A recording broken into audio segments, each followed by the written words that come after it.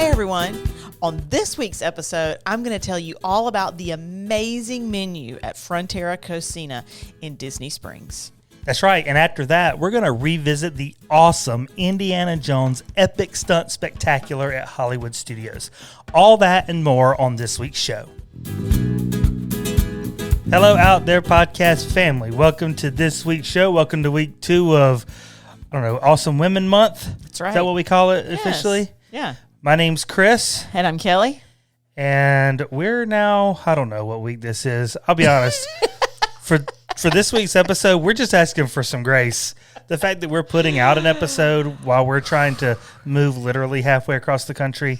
And list our house and all that. And I'm pretty sure I packed my brain in a box yesterday. I think you did too. But here we are. Man, we hate to move. We do.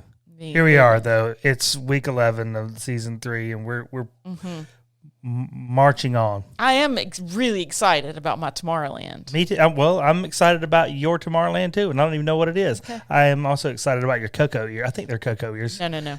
I actually don't like the cocoa ears. Oh. These are just Mexico ears. Okay. But I am wearing my Ernesto de la Cruz shirt. I know I've worn the Mexico ears before, but I've really gotten into the whole intentional ear wearing thing. Okay.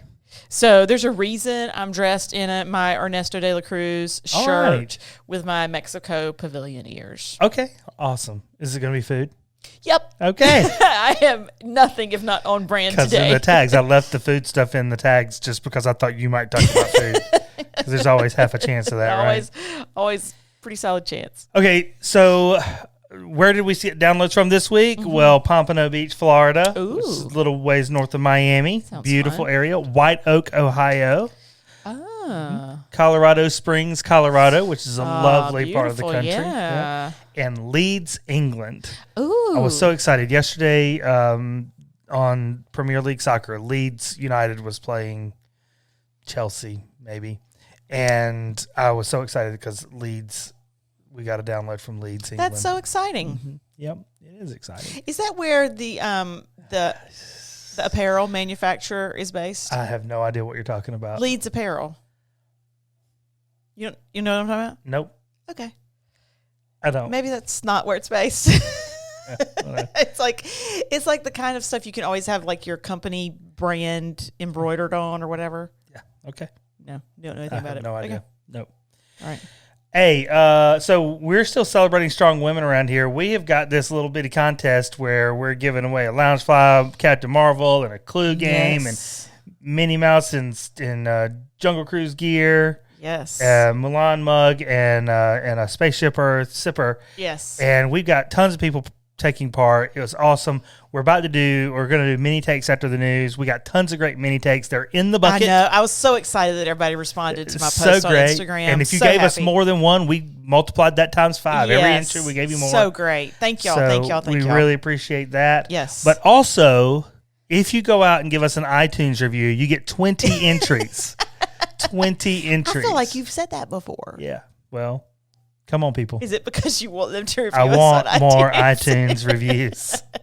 Do I just say that? Yeah. Okay. Just say it. Just say it. I did. Okay. You ready for Main Street? Let's hit it, honey. All right.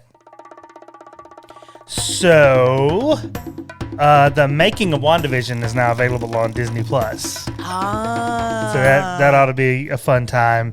There's, we saw regular Vision in the show. His red and gray glory. I love that you call him regular He's Vision. regular Vision. We saw regular Vision. Well, just a red animatronic man with a gold thing in his forehead. Well, and we saw White Vision. Right. But when they were doing the grayscale episodes, he was blue in real life, IRL. They had because that's blue the color showed up better in grayscale than red did. Yeah, so in the making of, you get to see Blue Vision. So a little behind the scenes Blue Vision that doesn't exist IRL. That's right. As though any vision actually exists IRL. All-Star Movie Resorts are going to open up on March 22nd.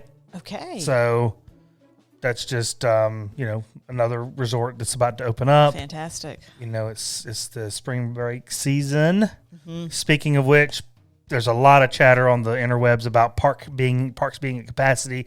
Park capacity in general is a lot of chatter about that. Mm-hmm. People are like, "Oh, parks are all the way back to their normal." No, they're still at 35%. Disney did issue a statement about it, basically saying, "Look, man, we've been open now for 9 months here. We're at 35% capacity, and it's about to be spring break season. We've opened up 100 extra hours per, for the season. Uh-huh. So it's just more crowded than it has been for the last 8 months." Right. I can only assume that the people that are going and are complaining are people that get to go all the time and realize that they're blessed. So get over yourselves and remember those people that never get to go. Right. Disneyland set to open in late April. Excited. Vague dating. Wait, I thought it was supposed to be April 1st. It's allowed to open April 1st, but they are actually opening late April. They didn't in late April. They didn't give an actual date. Yeah, but that's just going to make the California people nervous. I mean, how many times have we been through this? Yeah, but they have recalled 10,000 people from furlough already. Okay, so that's good. Okay, that's really good. That's and I mean, Disney will open now that they can.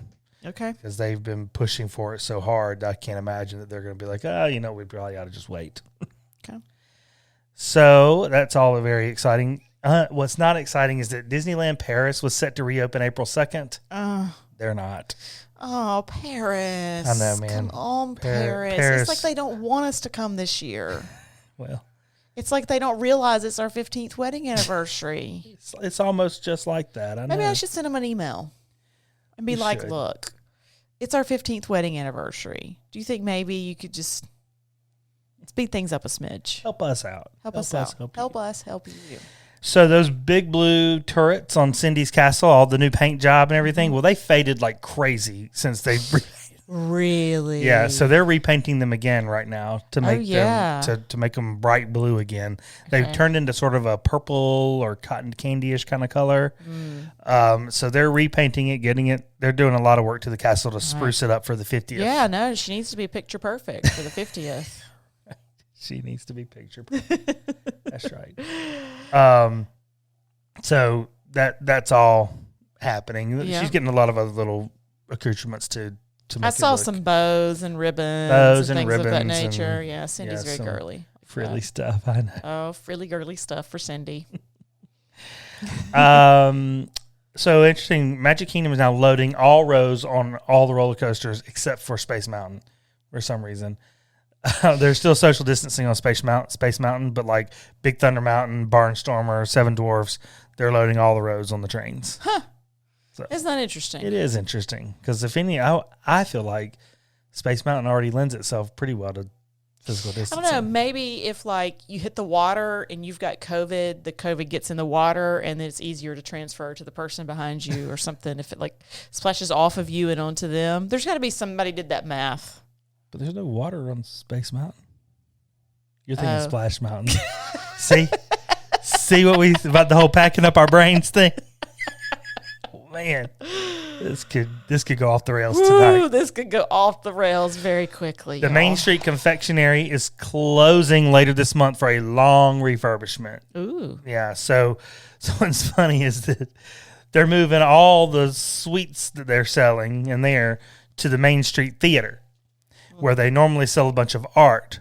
Well, the art from Main Street Theater is moving to the Bonjour Village gift shop, which has been closed since COVID started. So we're just shifting everything down the street a little bit so that we can redo the confectionery. And I bet they do something wonderful with that candy shop. I bet it reopens on October the 1st. Just I bet it does reopen.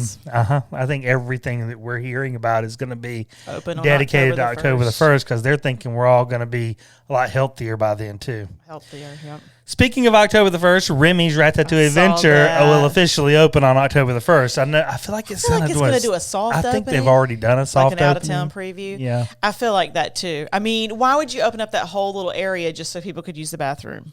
Yeah. because the creperie, the new creperie restaurant is also opening up October 1st. So you've opened up that whole area just to essentially give another bathroom and another gift shop, which, I mean, that's fun. Sell some gifts. Sure. But yeah. I think that there's definitely people who have had the, pleasure of riding it already. Yeah. So, but officially open October the 1st. Okay. Lots of harmonious testing has been going on. Oh, gosh. Reticulating arms in the air. Did you say reticulating? Yeah. And then with water shooting out of them in all directions. Yeah. Lots of nighttime testing, daytime testing. Reticulating arms. Yeah. I'm going to have to Google that. Yeah. It's similar to the space shuttle. Similar to the space shuttle. Yeah. The space shuttle's got an arm that comes out the top of it. We're in danger of going off the rails. I think I already have. Let's bring it back in. I'm off the rails. Yeah, the Canadian barge, so the barge closest to Canada, was seen with its arm up in the air. Okay. Disney has announced, this is very exciting. Okay. Disney has announced the launch of Magic Mobile. Did you see this? This allows guests to enter the parks with their phones. Yeah, I knew they were going to do this. This is why they started to get rid of the bands. Well, but you'll still be able to use the bands. Yeah, but it's not going to come standard because so many people are using their phones everywhere. Yep. This is part of the My Disney Experience app. You'll get your mobile Magic Pass through the My Disney Experience app. You'll add that to your digital wallet. Right. And what I'm excited about is that it will also work through once you have it in your wallet, through your watch, your Apple Watch. Oh, wow. So since I always put that against the thing anyway before I realize what I've done, now it'll work. Wow. So it's they're rolling it out in phases, but I think that just means like it's going to be on iPhone before it's going to be on Android. I think it's we'll see what they mean by phases. Wow. It definitely will hit iPhones first. Yeah. But my thing I'm most excited about that I read this week was that Disney CEO hopes to reinstate the Disney College program by the end of this year. Oh, nice. Really excited about that.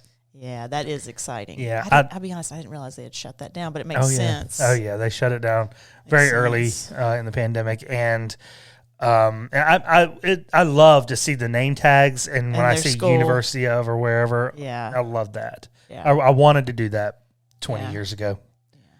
25 years ago. I was going to say 20 years ago. A little bit of a stretch. 25 years ago. Hey, how about a mini take? Okay, how about it? I would just like to remind everybody about my brain situation and the fact that it is in a box somewhere in the garage. I just slammed my ear against the microphone. It could be. Okay. Favorite land at the Magic Kingdom? Well, let's review the lands real quick. Okay. Because there's one that is controversial.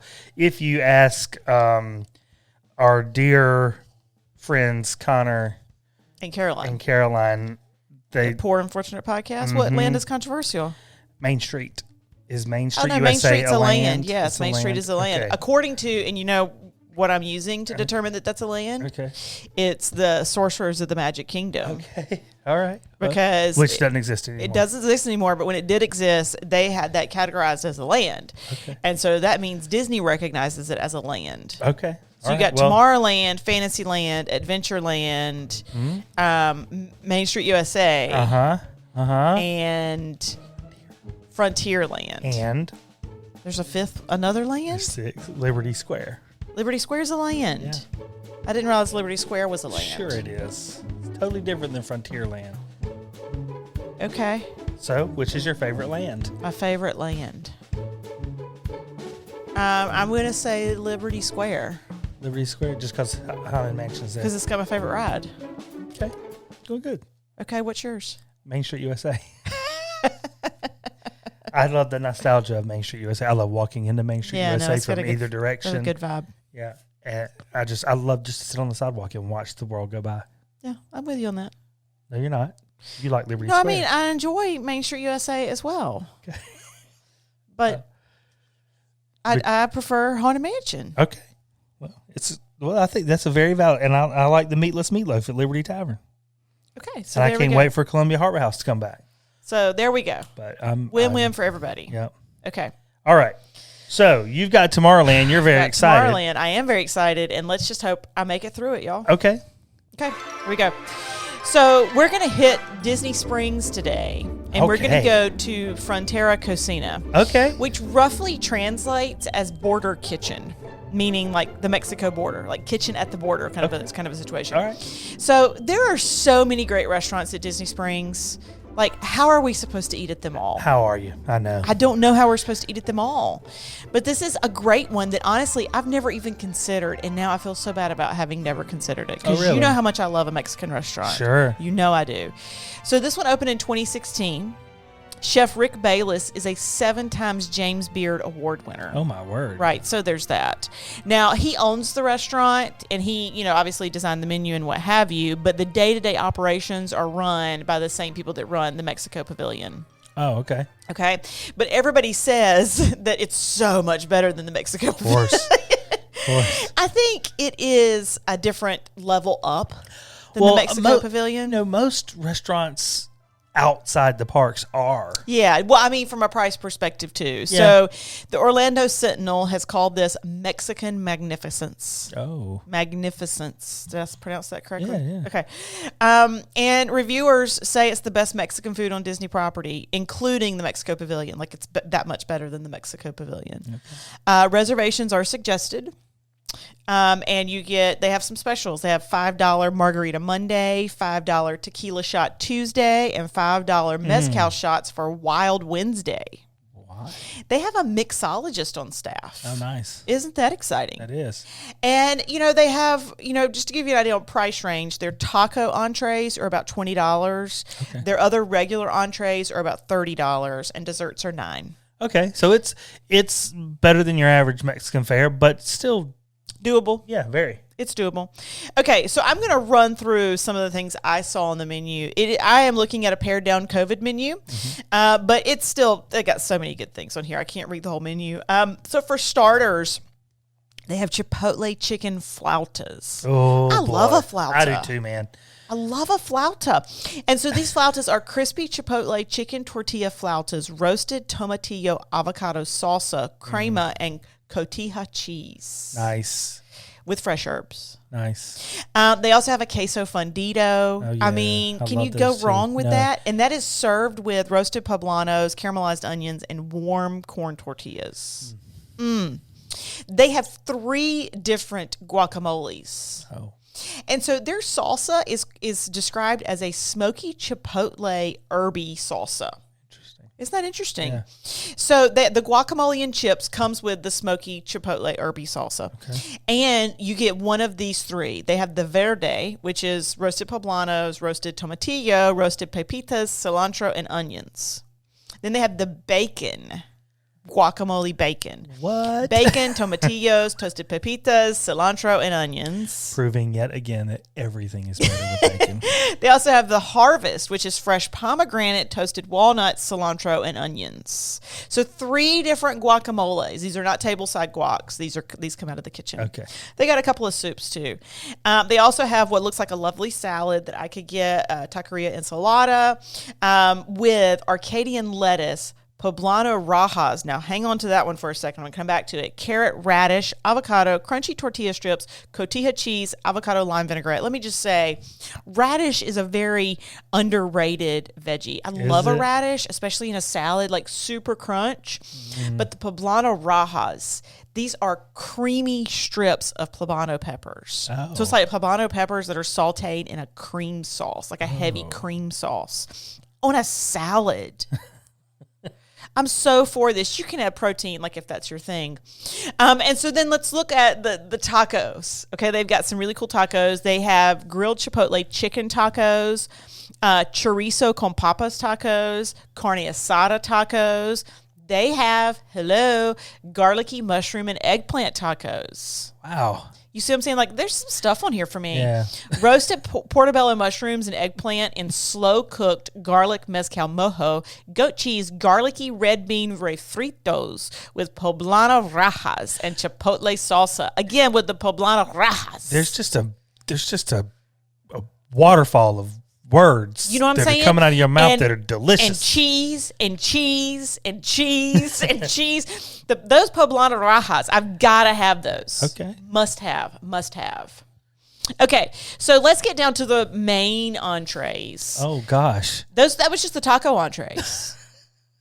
You've got the shrimp mojo de ajo, which is pan-roasted Florida pink shrimp with mojo de ajo, which is slow-cooked garlic, olive oil, lime, and chipotle, plantain rice, grilled calabacitas, and warm corn tortillas.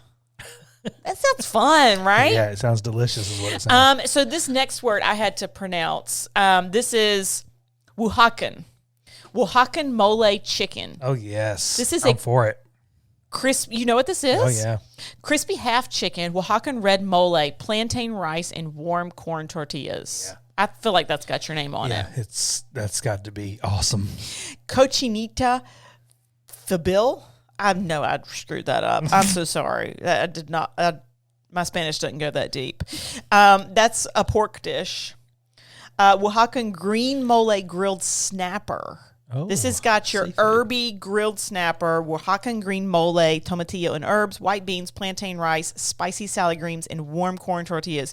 So, I Googled this this Oaxacan stuff. That is a region in Mexico. Yes. That is widely known for their gastronomical prowess. Oh, yeah, okay. Right? So this is like elevated, right, to a different level.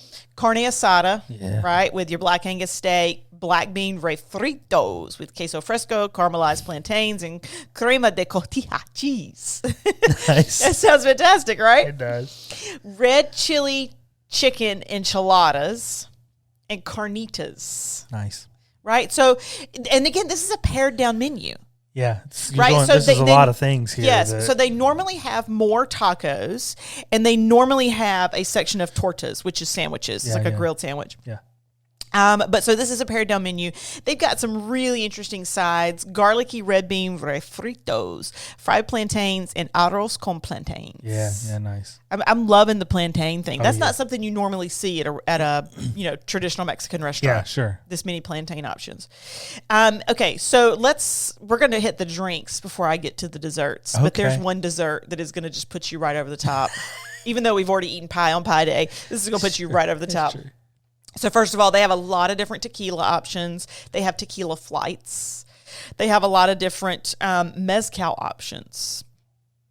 But so let's talk about a couple of the margaritas. The smoky pineapple.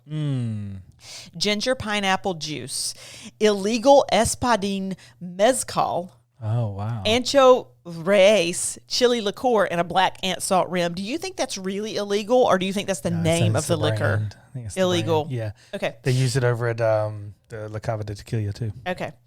Do you say tequila? I did. Okay. I don't know what's wrong with me. They also have a margarita called Frida. And again, this is going to be your Frida Kahlo. Oh, right? Who I love, right? Right. I'm so for all these Frida Right. references. Casa Dragones Blanco Tequila, Rosé Petal Liqueur, or it's probably Rose Petal Liqueur, lemon juice, pomegranate cordial, served with a rose petal salt rim. Nice. That I sounds want the rose amazing. petal salt rim. Yeah, I bet you do. Play with fire. Uh-oh. Fresh lime juice, agave nectar, cucumber jalapeno juice, hibiscus salt rim, and your choice of Ojo de Tigre mezcal or Tromba Blanco tequila. Yeah, I think these folks and the folks over at La Cava are swimming in the same pool. Yeah. They've got a sangria. And they've got one particular cocktail that I think looks cool. It's the Mexican Coffee Negroni. Gracias a Dios, 100% de agave gin. Wow. Aperol, sweet vermouth, barking irons, applejack, and coffee liqueur. Gracious. Right? Gracias a Dios. Gracias a Dios, 100% de agave gin. I'm for that. And beverages, they serve Topo Chico. Oh, My love for Topo Chico runs deep. it does, And man. they got it at this restaurant. I'm That for is- it. That is so true. Their mezcals are served with grasshoppers and an orange wedge in a traditional veladora. I don't even want to. Yeah, I know. Here's your dessert. Cuatro leches. Oh, my word. Right? Sponge cake soaked with 4 milks. Because I stopped Topped at with 3. whipped cream, toasted coconut, fresh blackberries, and a lime zest. Do we know what the 4th milk is? I don't.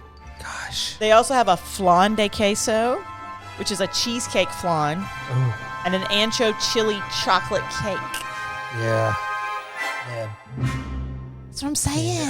How do we get off of Homecoming and go We see don't. that? That's the hard part, right? You basically have to roll me out of Homecoming because I eat so much.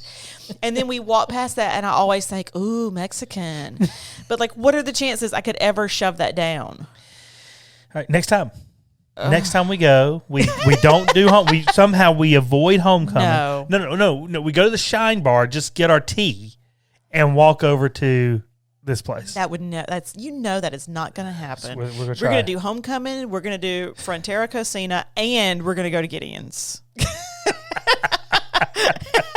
We are going to be miserable. Miserable. Oh, but boy, it sounds like a good time. Okay. We're going to make a turn and go to World Showcase here. World Showcase. See my hat? I did see your hat. Snakes. Why does it have to be snakes? Snakes. Why does it have to be snakes? Okay. So I'm listening to one of my favorite podcasts in the world. It's called Movie Crush with host Chuck Bryant. I recommend it. And their most recent episode was on Raiders of the Lost Ark. Have you ever actually seen Raiders of the Lost Ark? I've definitely seen parts of it. Yeah, I have a feeling you've never seen the whole thing, and we might have to remedy that soon. Oh, gosh. You say that about so many movies. I know. This one is great. I think I've seen it. It's a great movie. I'm pretty sure I've seen it. Well, I think it's time to see it again. So, and then... That sounds so exhausting to me. And Just so, to sit down and watch a movie right now with the to-do list being so long. Well, it is what it is. So, also, there's a 5th Indiana Jones coming out. I can't even believe it. Yes. With Harrison Ford. With Harrison Ford. Wow. Summer of 2022 is the current expected day. It'll be the last entry in Indiana Jones. There had been some talk. Steven Spielberg sort of wanted to do a James Bond kind of thing where it just runs forever and you just find new actors. But they decided, you know what? The only Indiana Jones is going to be Harrison Ford. He'll be almost 80 when this next one comes out. Wow. And I mean, even in the first one, which was 40 years ago. Oh my goodness. He must have been an infant. Years ago. But the thing is, he was playing like an old broke down guy then. Wait, I mean, he wasn't broke down. He was a college professor. But I mean, he had to run some in that, and he didn't run like a spry youngin', is all I'm saying. I don't know that most college professors run like a spry youngin'. Well, he wasn't spry anyway. So it'll be the last one. It's got to be better than that last one they made, that Kingdom of the Crystal Skull thing everybody wants to forget. So listening to this podcast that I love and reading up on the new movie just made me super nostalgic for the Indiana Jones Epic Stunt Spectacular at Hollywood Studios. Oh, okay. I really have a solid place in my heart for That's for a that fun thing. one. It's super fun. I feel like I can't remember if you and I have actually ever done that one. We together. have, yes. We have for sure. But it seems to be either down when we're there, or it's definitely been down during pandemic. Yeah. And so there's constantly rumors that this thing is going to go away altogether. Yeah. It's been around since October 25th, 1989. So this show is 32 years old. Wow. Yeah, they only shut it down for like 6 months in the year 2000 to do some like maintenance and a few adjustments to it. Wow. But otherwise, it's never changed at all. Wow. And so it sort of popped back up in the Disney conversation here recently because Disney has filed permits with one of its construction company who does a lot of the work for Disney to go in there and start doing some work in the theater. And so does this mean that they're just doing maintenance, getting it ready to open back up? Right. Or are they overhauling it? The last time we were in there, like, it didn't work right, if I remember correctly. They had taken some elements of the show out. There's some of those early scenes of the show they just didn't do. Well, I remember you saying, "Oh, the ball is supposed to do such exactly. and such." Yeah, exactly, and it didn't. Right. Yeah. So there's some question about they're definitely doing some work in there, but what are they doing? Are they just getting it ready? I find it hard to believe that they would be shuttering it this close to the 50th, right, when halfway through the 50th celebration, which is going to go 18 months, a new Indiana Jones movie is going to come out. Right. So That doesn't make sense. That doesn't really make sense to me. What I would love to see them do is update it. Yeah. With some new scenes and storylines and things of that nature, which they don't have to work that hard. This is basically Raiders of the Lost Ark that they're doing in there. Right. So what is it for anybody that hasn't had the pleasure? There is a spoiler situation that I'm not going to touch at all. Okay. For anybody that, by chance, if somebody hasn't been to this thing. This is a 2,000 seat outdoor theater.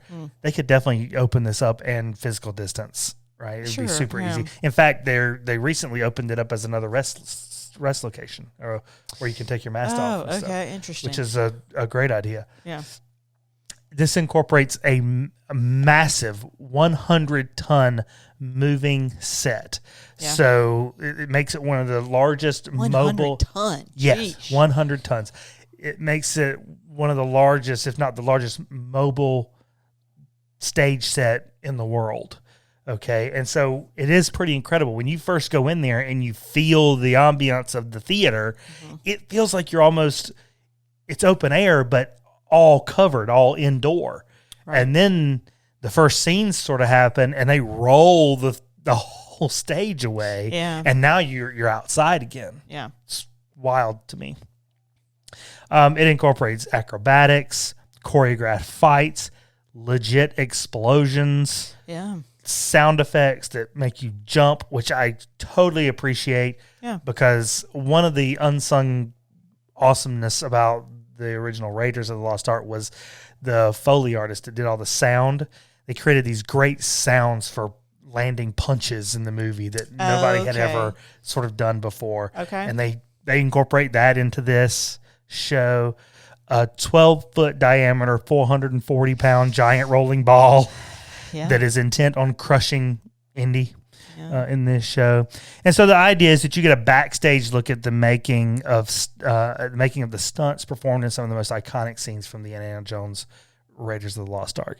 Disney describes it as watch live as the daring duo, Indy and Marion, the leads from the first movie, dodge deadly traps, battle the bad guys, leap from tall buildings, and make thrilling escapes straight out of Raiders of the Lost Ark.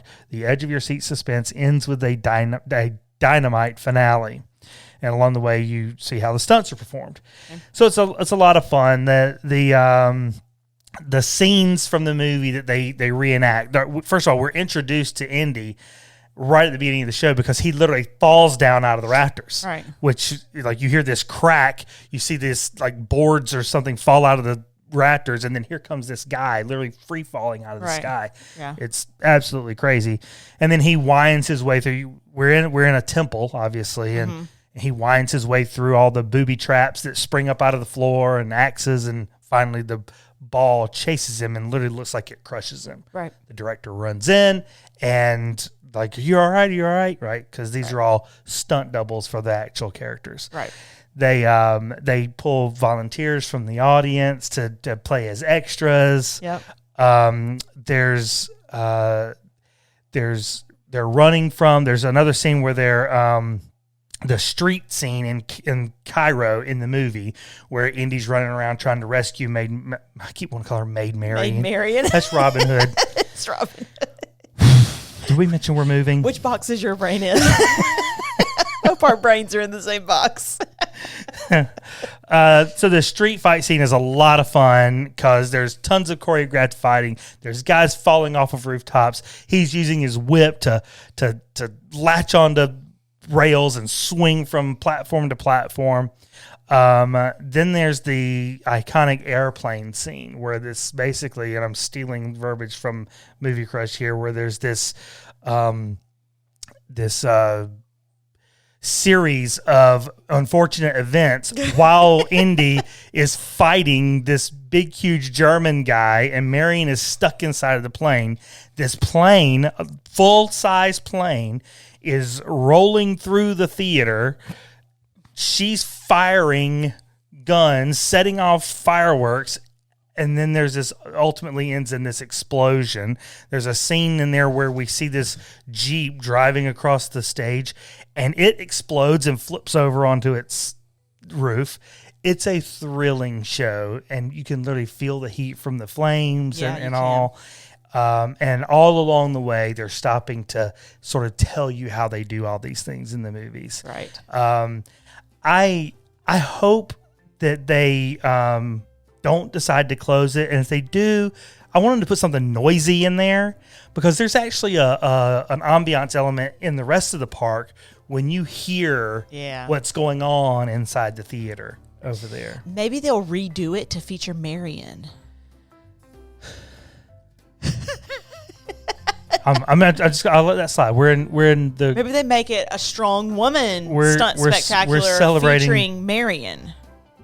Yeah, I mean, if it was Tomb Raider, then we could absolutely do that. But it's not. It's Indiana Jones. Marion is good. Marion's great. She's great. Why wouldn't you want it to feature Marion?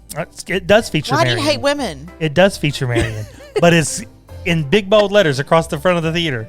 Indiana Jones. Indiana Jones gets saved by Marion. It's not a thing that happens. Another wonderful thing about keeping the amphitheater as an amphitheater is that it absorbs crowd. Yeah. And if there's anything that Hollywood Studios needs right now, it's crowd absorbing. Yeah. So, what do you think they ought to do with the show? Are you just going to keep talking? Your music is played. This is a 10-minute segment. And what's your favorite part? Through, like, you can just take up as much time as you want. I can do what I want. But with that cue, that's it for this week. We hope you enjoyed this week's show. We're going to try to keep it together and do another one next week and the week after that.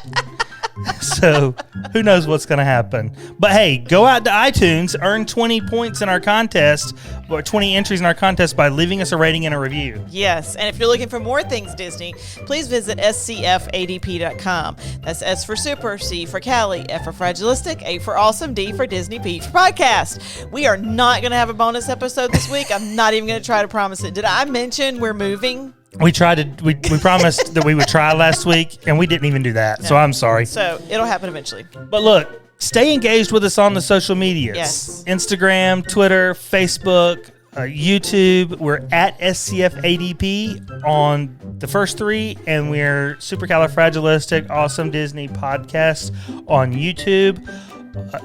The more the merrier out there, man. Yes, we would love to hear from you. And with that, we hope to see you real soon.